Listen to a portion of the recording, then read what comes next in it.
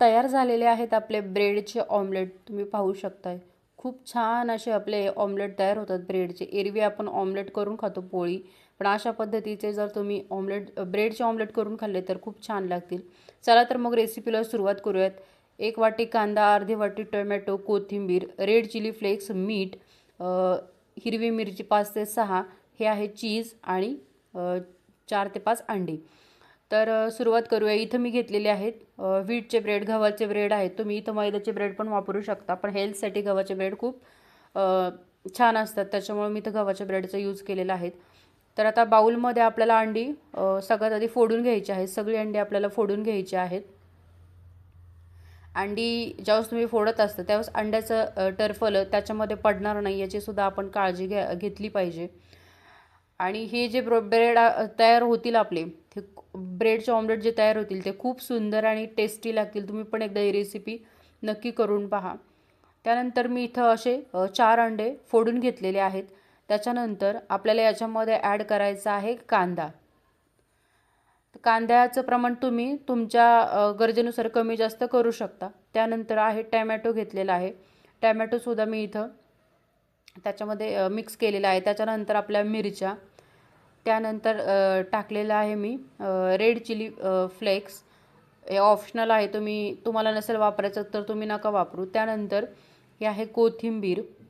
त्याच्यानंतर आपल्याला याच्यामध्ये ॲड करायचं आहे चवीपुरतं मीठ. आणि हे सगळं मिश्रण आपल्याला खूप छान असं फेटून घ्यायचं आहे. खूप छान पद्धतीने असं फेटून घ्यायचं आहे. इथं तुम्ही हळदसुद्धा वापरू शकता, पण नाही वापरली हळद तरी पण इट्स ओके.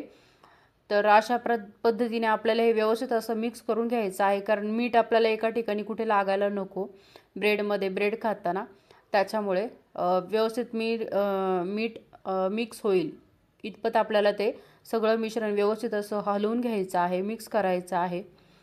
तर हेच आपण ॲक्च्युली ऑमलेटची पोळी अंड्याची पोळी करताना पण यूज करतो, फक्त हळद त्याच्यामध्ये टाकतो. त्यानंतर इथं आहे तवा मी तापत ठेवला होता.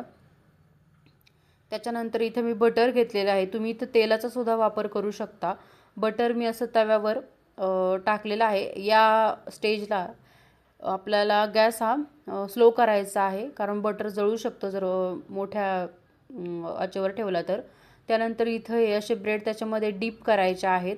तुम्ही बघू शकताय अशा पद्धतीने पूर्ण कांदा वगैरे त्याला लागला पाहिजे इतपत आपल्याला ते डीप करायचे आहेत. आणि आपलं जे बटर गरम झालं त्यावर आपल्याला तव्यावर हे ब्रेडचे स्लाइस ठेवून द्यायचे आहेत. अशा पद्धतीने तुम्ही करू शकता. आणि जर तुम्हाला वरूनसुद्धा तुम्ही चमच्याने सुद्धा कांद्यावरून टाकू शकता ब्रेडवर, ठीक आहे. त्यानंतर आपल्याला चीज असं किसून घ्यायचं आहे त्यावर. चीज पण ऑप्शनल आहे, तुम्हाला नसेल चीज वापरायचं तर तुम्ही ते स्किप करू शकता. तर अशा पद्धतीने आपल्याला हे ब्रेडचं ऑमलेट बनवायचं आहे. आणि 1 2 ते 3च मिनटं फक्त बॅक साईड म्हणजे खालची साईड जी आहे ती आपल्याला व्यवस्थित अशी भाजून घ्यायची आहे आणि खूप छान आणि क्रिस्पी हे होतात. हे आपल्याला मीडियम गॅसवर करायचं आहे, लो टू मीडियम असं करायचं आहे आपल्याला, जेणेकरून हे आपले जे ब्रेडचे ऑमलेट आहे ते खूप छान कुरकुरीत होतात. आता अशा पद्धतीने आपल्याला एक बाजू अजून शेकून घ्यायची आहे. एक बाजू शेकल्यानंतर परत दुसरी बाजू, अशा पद्धतीने आपल्याला हे सगळे व्यवस्थित असे शेकून घ्यायचे आहेत. तुम्ही बघू शकता कलरसुद्धा खूप सुंदर आलेला आहे. आपण याच्यामध्ये हळदसुद्धा टाकलेली नाही आहे, पण कलर खूप छान आणि सुंदर आलेला आहे. खूप क्रिस्पी लागतात हे खायला. तर अंड्याच्या पोळीच्या ऐवजी आपण हे कधीतरी करून खाल्लं ना तर अजून खूप छान आणि पोटसुद्धा भरतं आपलं.